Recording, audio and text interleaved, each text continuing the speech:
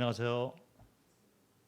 자, 오늘은 만찬 예식 책 내용 7과를 하도록 하겠습니다. 만찬 예식 가운데 잔의 의미에 대해서 말씀을 같이 나눌까 합니다. 잘 알고 있는 그런 말씀인데 고린도전서 11장 25절 말씀을 읽겠습니다. 고린도전서 11장 25절. 식후에 또한 그와 같이 잔을 가지시고 이르시되 이 잔은 내 피로 세운 새 언약이니 이것을 행하여 마실 때마다 나를 기념하라 하셨으니. 복음서에도 주님께서 이제 만찬 예식을 제정하시면서 이렇게 떡과 잔의 의미를 각각 이렇게 나눠서 설명한 것을 볼 수 있습니다. 여기서 이제 이것을 행하여 나를 기념하라 이렇게 말씀을 했는데, 기념하라라는 이 의미는 잘 알고 있듯이 주님을 기억하는 그런 의미를 담고 있습니다. 주님에 대해서 무엇을 기억을 하냐면 주님이 과연 누구시고 또 주님의 속성은 무엇이고, 그리고 이 땅에 오셔서 어떤 사역을 해 하셨는가, 그리고 또 가르침이 어떤 것이 있는가, 이런 모든 것을 다 기억을 하는 것이죠. 그래서 만찬 예식을 통해서 떡을 나누고 또 잔을 먹을 때마다 우리는 주님이 어떠하신 분이고 또 그 사역뿐만 아니라 가르침까지 다 기억을 해야만 되는 것입니다. 떡과 잔을 이렇게 분리해서 이런 만찬 예식을 제정을 하셨는데, 사실 예수 그리스도의 죽음을 통해서 이제 대속 사역을 완성해 놓으시고, 그리고 우리가 주 안에서 새로운 삶을 살게 되는 것이죠. 그래서 주님께서 죽으시고 또 이렇게 부활하신 이것이 이제 그 떡과 잔의 그 의미 가운데 들어가 있지만, 떡과 잔을 이렇게 나눠서 이렇게 제정해 놓으셨다는 것이죠. 그래서 죽음을 통해서 이제 몸을 들이신 것을 우리가 생각을 할 수가 있고, 또 이 그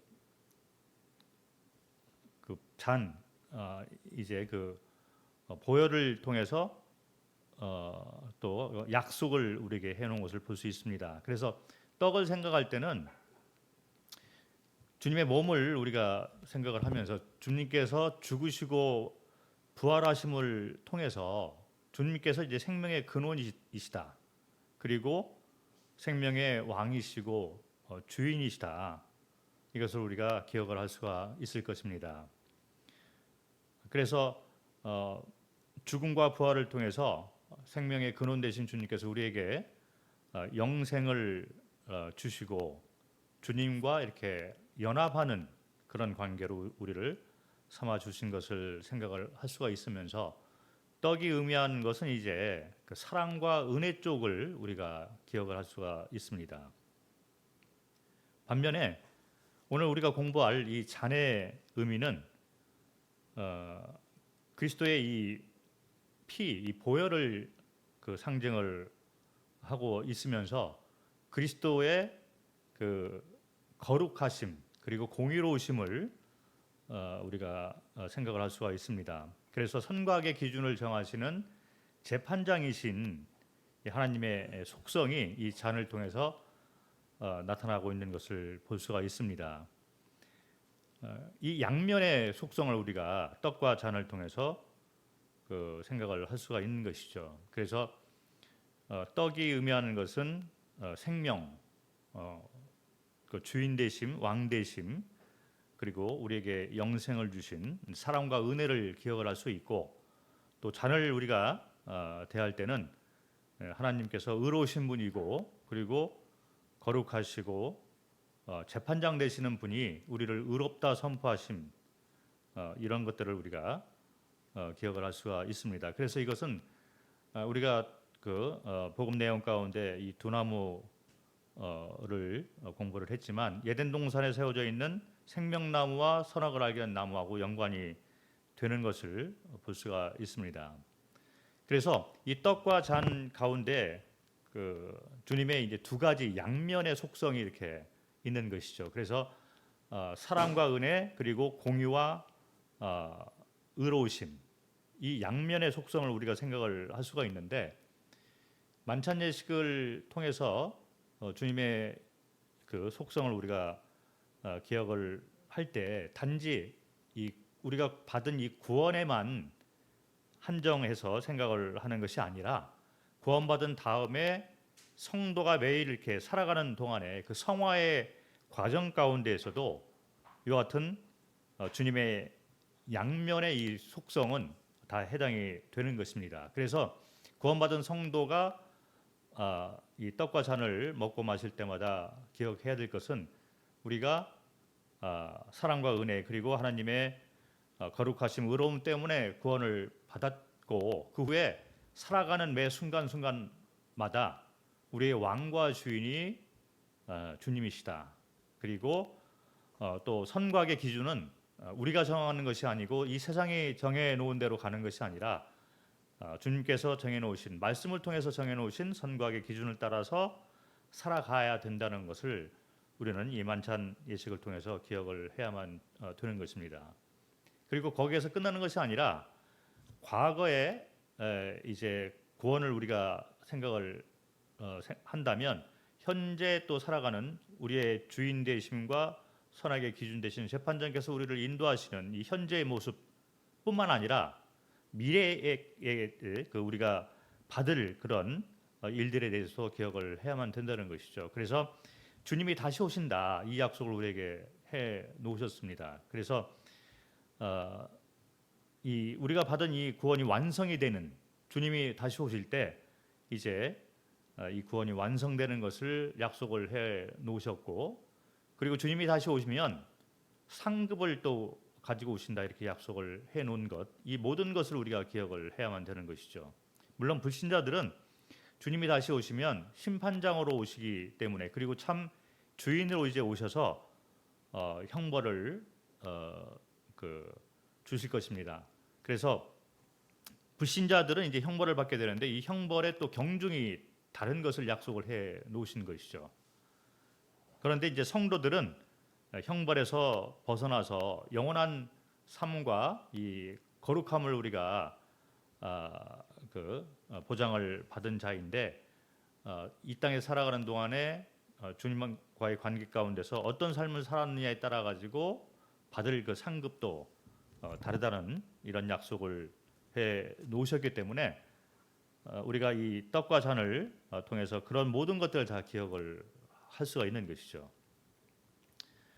오늘 우리가 공부하는 이 잔의 의미를 생각을 하면서, 말씀에 나와 있는 대로 이것은 내 피로 세운 새 언약이다, 이렇게 말씀을 하셨습니다. 그래서 언약의 하나님을 우리가 기억을 할 수가 있는 것이죠.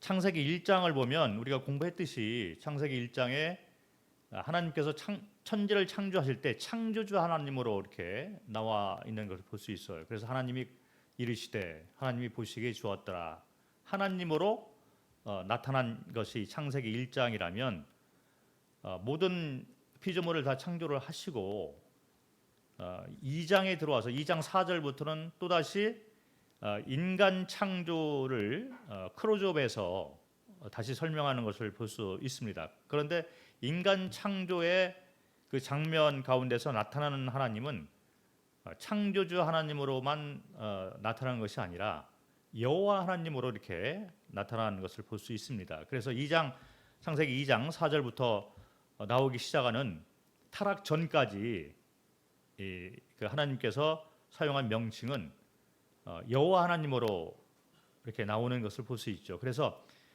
인간이 타락하기 전까지 하나님께서 그 인간과 소통을 하면서 사용한 명칭은 여호와 하나님으로 나와 있는 것을 볼 수 있습니다. 여호와 하나님의 이 명칭이 담고 있는 의미는, 인간하고는 특별한 관계 가운데서 다른 피조물하고는 다르게 소통하는 관계에 있다라는 것을 말씀해 주고 있고, 동행하는 하나님, 일방적으로 창조해놓고 그냥 이 뜻 가운데서 그렇게 살아가도록 만들어 놓은 것이 아니라 사람에게 자유의지를 줘서 소통 관계에 있고 동행하는 관계, 그리고 하나님의 속성 가운데 하나인 연합의 관계를 인간과는 특별하게 맺어 놓으셨는데, 이것이 언약 가운데 이렇게 나타나는 것을 볼 수 있습니다. 그래서 여호와 하나님의 이 그 명칭에 대해서 우리가 조금 이해를 할 수 있는 성경 구절이 어디 있냐면 출애굽기 6장을 보면 모세를 부르시는 그 하나님이 나오시게 됩니다. 그래서 출애굽기 6장 3절부터 8절에 나와 있는 이런 말씀을 보면 이스라엘하고 이제 약속한 하나님께서 그 가나안 땅을 주기로 약속을 한 것이죠. 그런데 이스라엘 백성들이 애굽 땅에 있을 때는 그 약속이 아직 성취가 안 됐기 때문에 이스라엘이 그때까지만 해도 하나님을 하나님으로만 알고 있었다. 그런데 이제 가나안 땅을 너에게 주겠다라고 하니 이 약속이 이루어지는 것을 너희가 보게 되면서 이제부터는 너희가 나를 여호와 하나님으로 알게 될 것이다. 이런 말씀을 했습니다. 그래서 단지 하나님으로만 나타나는 것이 아니라 약속을 하고 그 약속을 반드시 성취하는 여호와 하나님으로 너희가 이제 나를 알게 될 것이다. 이런 말씀을 한 것이죠. 이 같은 말씀을 통해서 우리가 알 수 있는 것은 뭐냐면 하나님은 인간과 특별한 그 언약 가운데 있다는 것입니다. 이 창세 때부터 하나님은 이 언약 가운데 인간을 창조를 하신 것을 볼 수 있습니다. 이것이 하나님의 속성 가운데 하나인 것이죠. 그래서 소통하고 동행하고 그리고 언약을 맺으시고 그 언약을 반드시 이뤄 나가시는 여호와 하나님으로 인간과는 특별한 관계를 맺고서 동행하는 것을 볼 수가 있습니다. 민수기를 한번 보도록 하겠습니다. 민수기 23장 19절 말씀.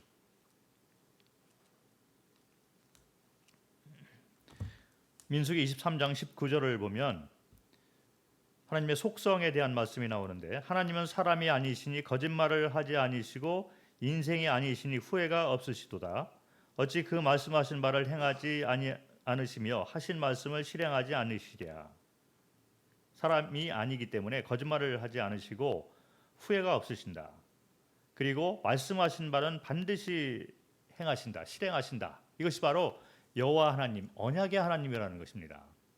그래서 만찬 예식을 이렇게 제정해 놓으시면서 내 피로 세운 언약이다. 하나님의 속성이 이 잔의 의미 가운데 들어가 있는 것을 볼 수 있습니다.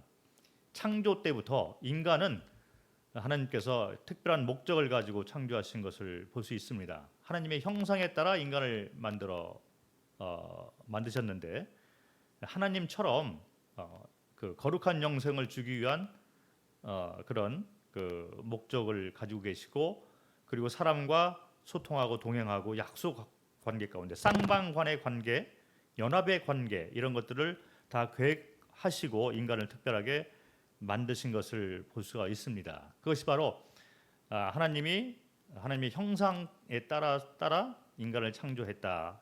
이 말씀이 담고 있는 그 의미가 되는 것이죠. 그래서 이 거룩한 영생을 인간이 받도록 되어 있는데, 그것이 바로 이제 에덴 동산에 나와 있는 두 나무 가운데 그 명칭을 보면 우리가 그것을 또 알 수가 있는 것이죠. 그래서 생명나무를 만들어 놓으시고 생명을 주기를 원하시는 하나님의 속성을 우리가 볼 수 있고, 선악을 알게 하는 나무. 그래서 선악을 알게 하는 선악의 그 기준을 정하시는 분은 오직 하나님이시다. 재판장이신 것을 이렇게 나타내시면서 사람에게도 하나님이 가지고 있는 그 속성을 주기를 원하시는 것을 볼 수가 있습니다. 이런 것들이 언약 가운데 이제 나와 있는 것을 볼 수 있는데, 선악과를 따먹은 그 일을 통해서 사람은 하나님과의 그 언약을 저버린 것을 우리가 생각을 할 수가 있습니다. 하나님께서 인간과 약속을 하신 것은 너희가 이것을 먹으면 반드시 죽으리라 이렇게 말씀을 하셨습니다. 언약이죠. 왜 그러냐면 사람과 이 창조주과의 그 관계 가운데서 모든 복을 다 주기를 원하셨지만 그러나 오직 사람들이 넘어서서는 안 되는 경계선이 있는데 그것은 바로 하나님만이 생명의 근원이시고 왕이시고 주인이시고 선과의 기준을 정하시는 재판장이라는 거죠. 그래서 사람들은 이 선을 넘어서서는 안 되는데 그 선을 정해놓은 것이 바로 이제 선악과를 따먹지 말라라는 하나님의 이 약속을 생각을 할 수가 있는 것이죠. 그래서 이것을 먹었다는 것은 하나님이 세워놓으신 그 언약을 인간이 이제 배반한 것을 담고 있는 것입니다. 그래서 선악과를 먹음으로 말미암아 하나님과의 약속을 어겨서 이제 사람이 타락을 하게 된 것이죠. 하나님 편에서는 약속을 했기 때문에 이것을 먹으면 너희가 반드시 죽으리라 했기 때문에 사람들이 이제 죽음을 당하게 되는 것입니다. 그 약속을 그대로 이행을 하는 것이죠. 그래서 타락한 인간이 받는 그런 형벌은 히브리서 9장 27절에 나와 있는 대로 한 번 죽는 것은 정해진 것이요 그 후에는 심판이 있다. 하나님은 정해놓으신 약속을 그대로 실행을 하시는 것입니다. 언약의 하나님이시기 때문에. 그래서 한 번 죽는 것은 정해놨다. 이것은 육체의 죽음을 얘기하는 것이고 그 후에는 또 심판을 받는다. 그래서 생명의 근원인 것을 보여주셨고 그리고 심판장인 것을 또 드러내 놓으신 것입니다. 그래서 히브리서 9장 27절에는 타락한 인간이 받는 그런 형벌에 대해서 얘기를 해놓고 있지만 그런데 다시 이제 회개를 하고 반역죄로부터 돌이킨 사람들에 대한 약속도 또 해 놓으셨습니다. 대속사역을 통해서 이 대속사역을 믿고 하나님에게 돌아오는 그런 자들은 이제 또 다른 새로운 언약을 받게 되는 것이죠. 그래서 그 약속이 이제 요한복음 3장 16절부터 18절 이런 데 나와 있습니다. 믿는 자들은 멸망치 않고 영생을 얻게 된다. 그리고 심판에서 벗어나게 된다. 이 약속을 해 놓은 것입니다. 그래서 타락한 것도 하나님의 약속하고 연관이 있고 또 구원을 받게 되는 것도 하나님의 약속하고 연관이 되어 있는 것입니다. 그리고 그 약속을 확실하게 이제 그 보증으로 보여준 것이 뭐냐면 성령이 도장을 찍는 그런 일이죠. 그래서 에베소서 1장 13절을 보도록 하겠습니다. 잘 아시는 그런 성경 말씀인데 에베소서 1장 13절을 보면 그 안에서 너희도 진리의 말씀 곧 너희의 구원의 복음을 듣고 그 안에서 또한 믿어 약속의 성령으로 인치심을 받았으니 도장을 받았다는 얘기인데 이 성령이 약속의 성령이라 이렇게 말을 하고 있습니다. 언약의 하나님이 타락을 한 것도 언약과 이제 연관이 있지만 또 구원받게 되는 것도 하나님의 약속으로 말미암아 구원을 받게 되는 것이죠. 그래서 그 보증으로 언약의 성령으로 도장을 찍었다는 것입니다. 모든 것이 이제 하나님의 약속하고 연관되어 있는 것을 볼 수가 있는 것이죠. 타락도 하나님의 약속과 연관이 있고 구원받는 것도 하나님의 약속과 연관이 되는 것입니다. 자, 이와 같은 약속의 하나님 이것은 구약의 여러 말씀을 통해서도 우리가 밝히 볼 수 있고 그것이 이제 그대로 성취되는 것을 우리가 또 신약에서도 볼 수가 있게 되는데 인간이 타락을 하고 난 바로 직후에 하나님께서 이제 대속 사역을 또 약속해 놓은 것을 볼 수가 있습니다.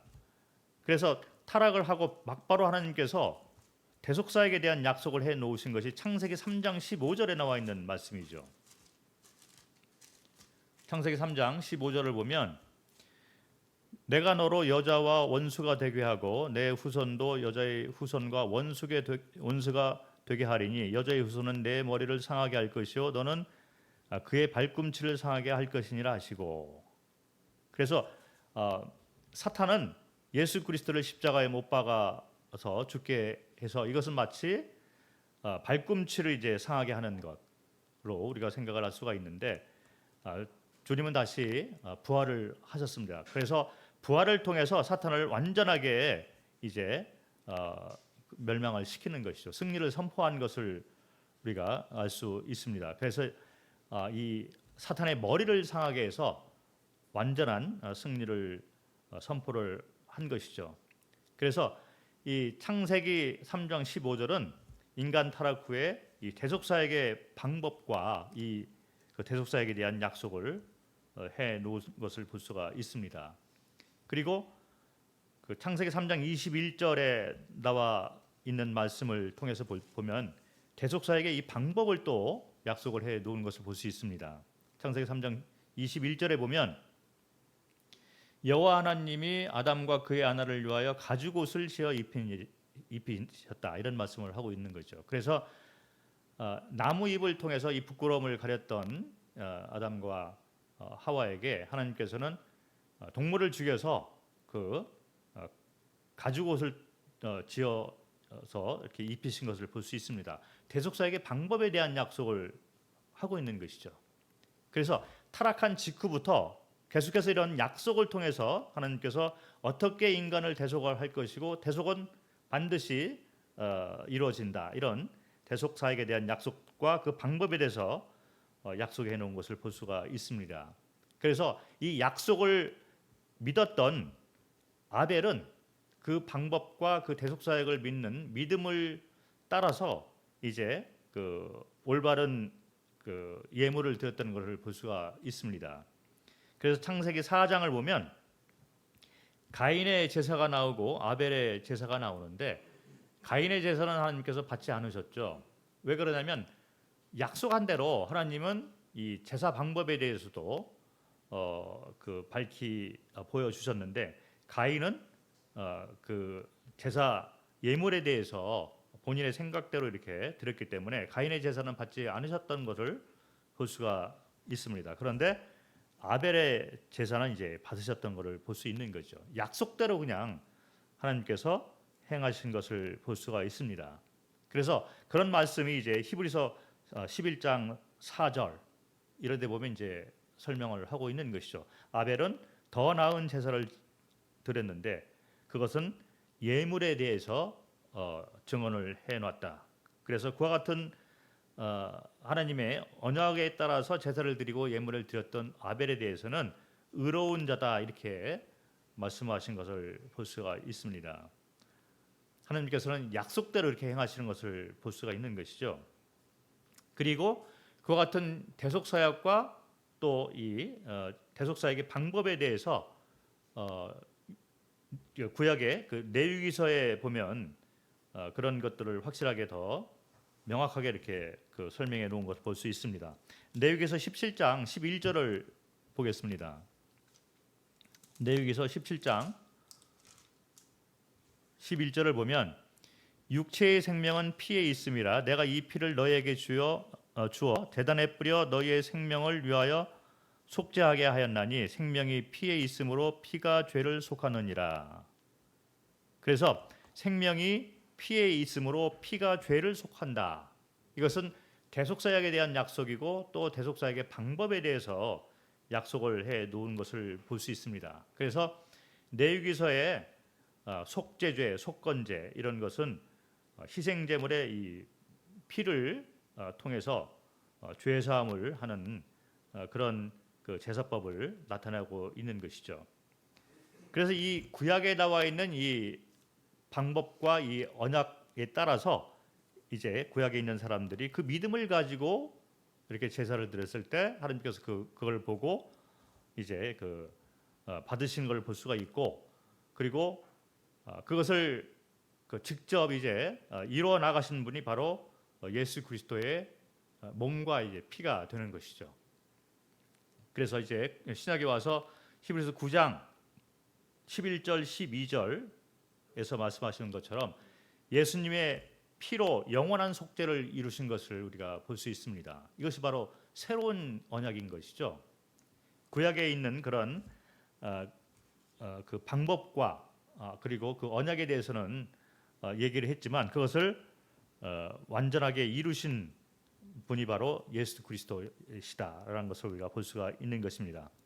히브리서 9장 18절부터 22절에 나와 있는 말씀처럼 첫 언약도 피 흘림으로 되었다. 죄사함을 그렇게 했는데 예수 그리스도께서 이제 단번에 죽으심으로 영원한 속죄를 완성해 놓으신 것을 볼 수가 있는 것입니다. 그래서 히브리서 10장 14절, 17절, 18절 이런 데 보면 예수 그리스도의 피를 통해서 영원히 온전케 했다. 그리고 더 이상 죄를 위해서 제사 드릴 것이 없다. 이렇게 선포를 해 놓고 있습니다. 예수 그리스도의 보혈을 통해서 새로운 언약을 해 놓으셨던 것을 볼 수 있습니다.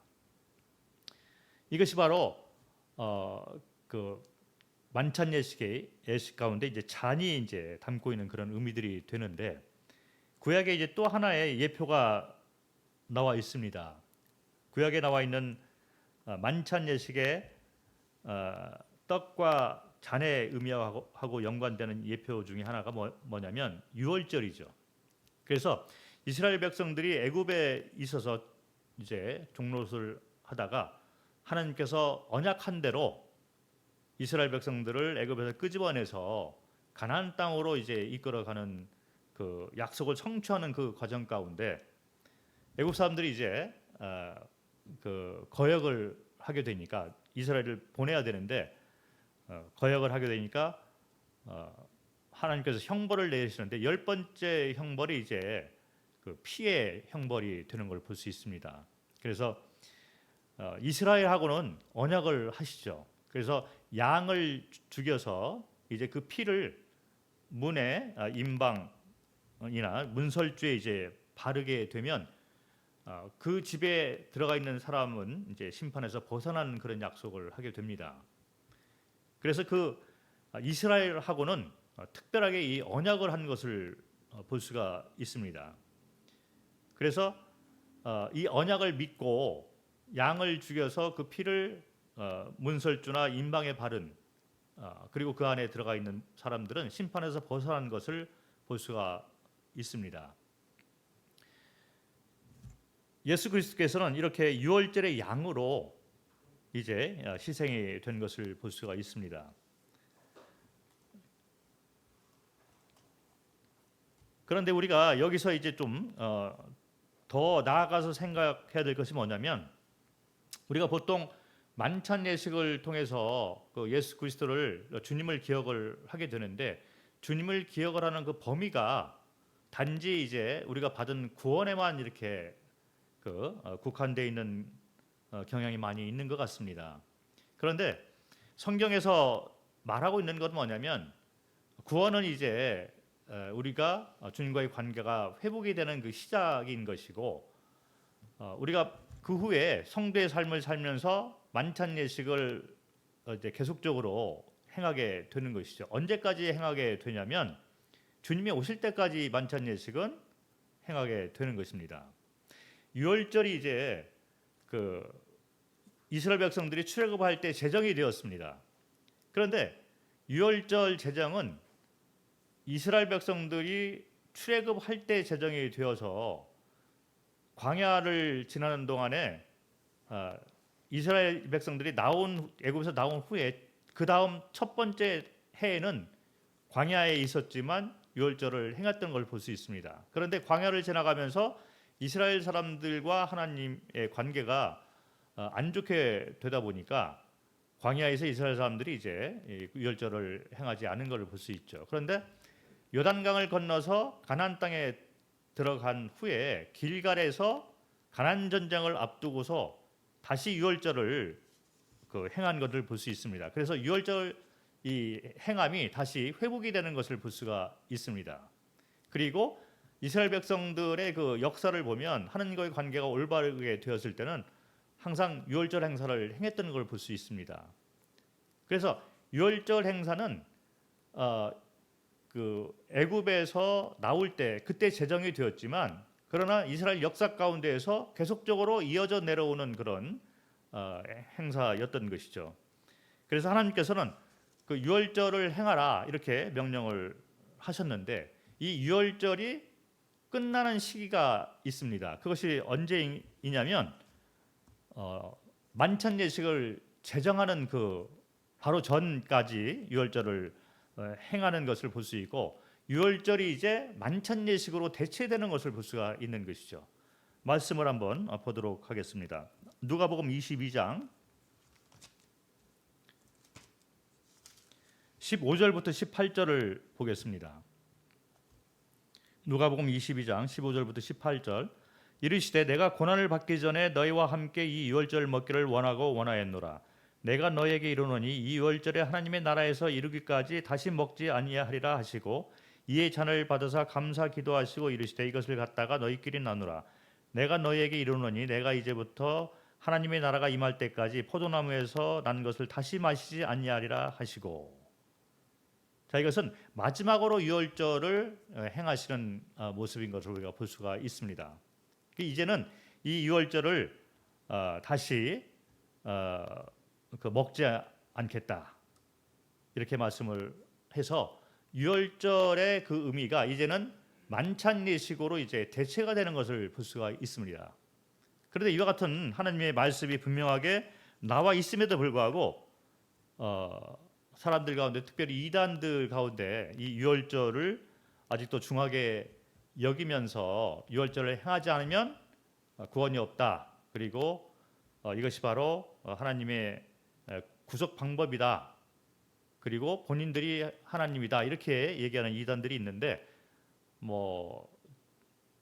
어머니 하나님 이렇게 주장하고 있는 집단이 있습니다. 하나님의 교회 이런 명칭을 가지고 있는 이단인데 제가 이 태국에서 이런 분들을 만나서 이렇게 그들의 주장하는 그런 것을 들어볼 때 그 중심 가운데 이 유월절을 반드시 행해야지 구원을 받을 수 있다 이렇게 주장하는 것을 들었습니다. 그런데 유월절은 이제 만찬 예식으로 이렇게 대체가 되는 것이죠. 그런데 이 만찬 예식은 그럼 언제까지 행하는가를 보면 고린도전서 11장 26절을 보면 고린도전서 11장 26절 너희가 이 떡을 먹으며 이 잔을 마실 때마다 주의 죽으심을 그가 오실 때까지 전하는 것이라. 그래서 주님이 다시 오실 때까지 이와 같은 만찬 예식을 우리가 행하게 되는 것입니다. 그래서 이 만찬 예식은 이 땅에 머무는 동안에 우리가 행하는 것이죠. 그리고 주님이 다시 오시면 이제 우리는 주님을 얼굴과 얼굴을 대하듯이 이렇게 만나게 되기 때문에 더 이상 만찬 예식을 할 필요가 없게 되는 것입니다. 그 만찬 예식은 이 땅에서 우리가 행하게 되는 예식이 됩니다. 그리고 구약 성도들하고는 다르게 예수 그리스도의 몸과 이 피를 통해서 새로운 약속을 한 것이죠. 그것이 바로 만찬 예식이 돼서 구약에는 유월절이 그 예표가 된다면 그 유월절이 이제 만찬 예식으로 대체가 되는 것을 성경은 말을 해 주고 있습니다. 그런데 이 만찬 예식을 행할 때 우리가 받은 그 구원 문제만 기억을 하는 것이 아니라 방금 읽은 그 말씀처럼 너희가 이 떡을 먹으며 이 잔을 마실 때마다 주의 죽으심을 그가 오실 때까지 전하는 것이라. 이 말씀에 나와 있는 것처럼 주님이 다시 오신다라는 그 약속도 우리가 기억을 해야만 되는 것이죠. 우리는 구원받은 과거만 기억을 하는 것이 아니라 앞으로 주님이 다시 오신다. 그리고 이 주님이 오실 때 반드시 상급을 가지고 오시는 약속을 우리에게 해놓았다. 미래에 대한 그런 약속도 우리가 기억을 해야만 되고 그리고 그 중간에 이제 현재 우리가 살아가고 있는 이 매 순간순간마다 이 하나님께서 이 주님께서 우리와 같이 동행하는 그 약속을 해 놓으신 것을 기억을 해야만 되고 그 가운데서 그 믿음으로 우리가 살아가는 것이죠.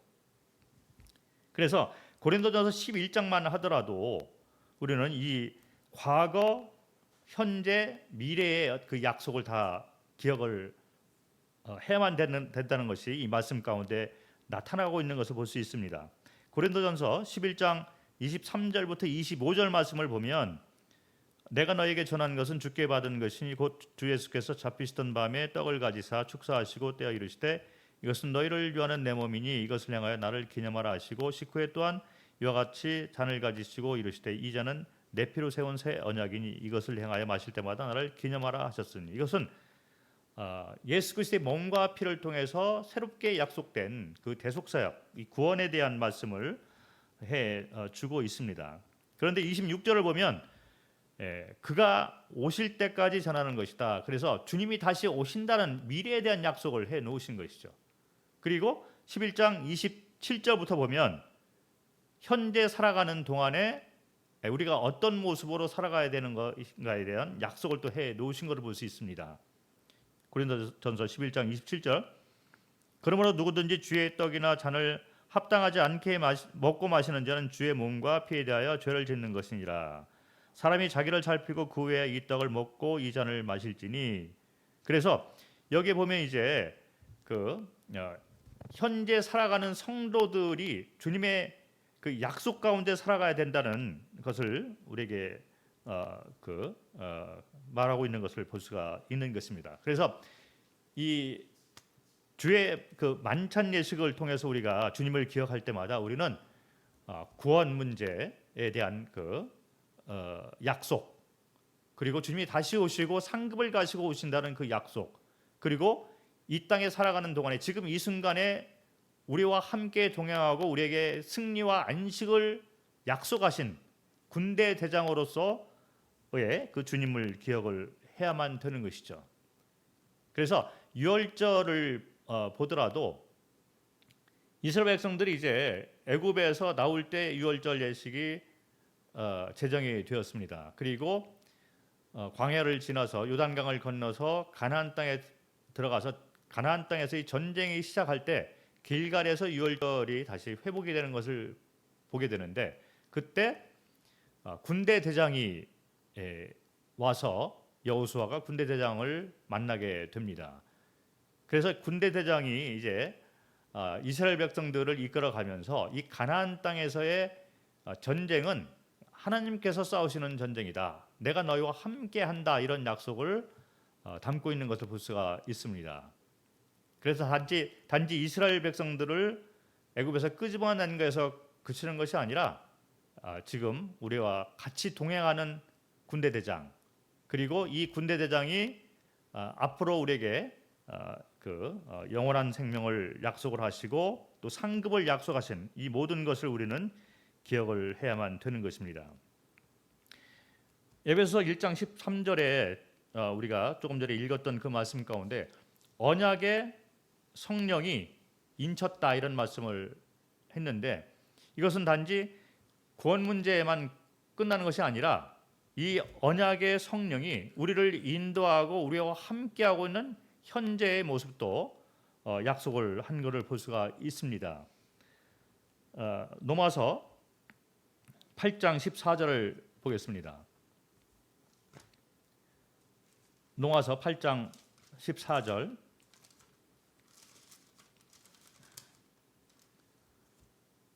무릇 하나님의 영으로 인도함을 받는 사람은 곧 하나님의 아들이라. 하나님의 영, 이 성령으로 우리는 인도함을 받는 사람들이다. 이것이 언약의 성령이 하시는 일이죠. 단지 구원 문제만 약속한 것이 아니라 구원에 대한 약속만 한 것이 아니라 하나님의 인도함을 매 순간순간 받도록 그렇게 약속을 해놨다는 것입니다. 이 언약의 성령이 우리를 인도하고 있다는 것을 말씀을 하고 있는 것이죠. 로마서 9장 1절을 보겠습니다. 1절과 2절 내가 그리스도 안에서 참말을 하고 거짓말을 아니하노라. 나에게 큰 근심이 있는 것과 마음에 그치지 않는 고통이 있는 것을 내 양심이 성령 안에서 나와 더불어 증언하노니. 사도 바울은 이렇게 성령의 인도하심, 성령께서 이렇게 그 인도하고 그 성령의 인도하심에 따라서 사도 바울이 가지고 있는 이 양심이 그거를 화답을 해서 사는 삶을 살았다는 것이죠. 그래서 구원받은 성도들은 우리 몸 안에 이제 약속, 언약의 성령이 들어와서 거주를 하게 되면서 이 성령이 우리를 인도하고 있다는 거죠. 그것은 단지 구원에 대한 보증뿐만 아니라 매 순간 살아가는 이 땅에서 살아가는 동안 매 순간순간마다 하나님께서 성령으로 이 언약의 성령으로 우리를 인도하는 것을 약속해 놓으신 것을 볼 수가 있는 것입니다. 그래서 우리가 이 만찬 예식 가운데 이런 하나님의 언약을 생각할 때마다 우리는 지금 이 순간에도 군대 대장으로 나와 함께 동행하고 나를 인도하고 있는 언약의 성령을 기억을 해야만 된다는 것이죠. 그리고 주님이 다시 오시는 그때까지 우리는 이 만찬 예식을 행하는 것인데 그 약속대로 주님은 반드시 다시 오신다. 소망 가운데 우리가 이 약속 가운데 우리가 믿음을 가지고 그날을 기다리면서 살아가야 된다는 것이죠. 그리고 주님이 다시 오실 때는 반드시 이제 그 상급을 가지고 오시는다는 약속을 해 놓은 것까지 우리는 기억을 해야만 되는 것입니다. 그래서 이 땅에 살아가는 동안에 마태복음 28장 19절, 20절 이런 데 보면 땅끝까지 이르러 복음을 전하라 이렇게 말씀을 해 놓으면서 볼지어다 내가 세상 끝날까지 너희와 항상 함께 있으리라. 이것이 하나님의 약속이죠. 주님께서 승천하시기 전에 마지막으로 우리에게 이제 큰 그 사명을 남겨 놓으셨습니다. 그리고 그 사명을 이뤄 나가는데 내가 세상 끝날까지 너희와 항상 함께 있겠다라는 약속을 한 것이죠. 그래서 우리가 이 잔을 대할 때 이 예수 그리스도의 피로 세운 새 언약을 통해서 우리가 주님을 기억하게 되는데 대속 사역을 통해서 우리가 구원받은 것만 기억하는 것에서 끝나는 것이 아니라 여기 나와 있는 이 말씀처럼 내가 세상 끝날까지 너희와 항상 함께 있겠다라는 이런 약속들을 우리가 기억을 해야 된다는 것이죠. 그래서 그 가운데 안식을 누리고 주님을 믿는 믿음 가운데서 승리의 삶을 사는 것이 주님께서 우리에게 바라시는 살아있는 예배의 삶이라는 것입니다. 그리고 마태복음 6장 33절 이런 데 나와 있는 그 약속을 우리가 기억을 할 수가 있는 것이죠. 너희는 먼저 그의 나라와 그의 의를 구하라. 그리하면 이 모든 것을 너에게 더하시리라. 이것이 바로 하나님이 주님께서 우리에게 세워놓으신 그런 약속이죠. 이 잔은 예수 그리스도의 보혈을 통해서 우리와 세워놓은 새 언약의 잔이 되는데 만찬 예식의 그 잔을 우리가 마실 때마다 우리는 주님께서 보혈로 세운 새 언약을 기억하게 되는데 이것은 바로 구원뿐만 아니라 다시 오실 예수 그리스도 그리고 상급을 가지고 오시는 예수 그리스도 그리고 그날을 기다리면서 매일 살아가는 이 성도의 삶 가운데 성령으로 우리를 인도하시고 그리고 세상 끝날까지 너희와 항상 함께 하겠다라는 언약을 하신 그 주님을 우리는 기억을 해야만 되는 것입니다. 그래서 우리가 비록 이 땅에 살아가면서 연약하고 또 실패하고 좌절하고 낙담을 하고 이런 것들을 우리가 반복해서 하고 있는 모습을 보게 될 때마다 우리는 다시 만찬 예식을 통해서 주님과의 관계를 다시 회복을 하게 되는데 그 회복의 기반이 바로 주님께서 우리와 세워놓으신 그 언약에 있다는 것이죠. 우리가 우리 행위를 보게 되면 우리는 사실 내세울 것이 없고 뭐 승리를 할 만한 그런 요인이 없지만 그러나 주님께서 우리와 세워놓으신 그 언약을 기반으로 바라보게 될 때는 우리가 받은 구원이 영원한 확신 가운데 안전 가운데 있게 되고 또 이 땅에 살아가면서도 성령이 우리를 인도하시고 우리 안에 내주하고 계시고 군대 대장이신 이 주님이 우리와 언약을 통해서 내가 너희와 항상 함께하겠다. 너희는 내 안에서 안식을 누리고 승리를 누려라. 먼저 그의 나라와 그의 의를 이루라. 그러면 이 모든 것을 너에게 더해 주겠다. 이런 약속을 붙잡고 우리가 승리의 삶을 살 수가 있다는 것이죠. 그리고 그 약속을 붙잡고 믿음으로 살아가는 그 삶 자체를 통해서 우리는 살아있는 예배를 돌려드려야만 되는 것입니다. 그리고 이와 같은 삶을 살 때 주님은 반드시 오시게 되고 그 믿음에 따라 그 상급을 우리에게 갚아 주실 것을 또 약속을 하셨습니다. 그래서 세상 사람들하고는 다르게 우리는 이와 같은 만찬 예식을 통해서 주님과의 관계가 다시 회복이 되고 그리고 다시 그 안에서 안식을 누리게 되고 승리하는 삶으로 우리가 그 올바로 살아가게 되는 것을 보게 됩니다. 이와 같은 것은 복이죠. 특권이고 주님께서 우리에게 주시는 현재 우리가 누리게 되는 복이 되는 것입니다. 그래서 구원에 대한 복과 그리고 이 땅에 살아가면서 안식과 승리를 하게 되는 복, 그리고 주님이 다시 오실 때 영원히 주님과 함께 하게 되는 그런 복, 그리고 상급을 우리에게 주시는 그 복, 이 모든 것을 우리는 기억을 하면서 감사와 찬양과 영광을 돌려드리면서 우리 삶 전체를 주님에게 맡기고 또 살아있는 이 삶을 통해서 예배를 돌려드리는 것이 이 만찬 예식 가운데 잔이 담고 있는 의미가 된다라고 믿고 있습니다. 오늘은 여기까지 하도록 하겠습니다. 감사합니다.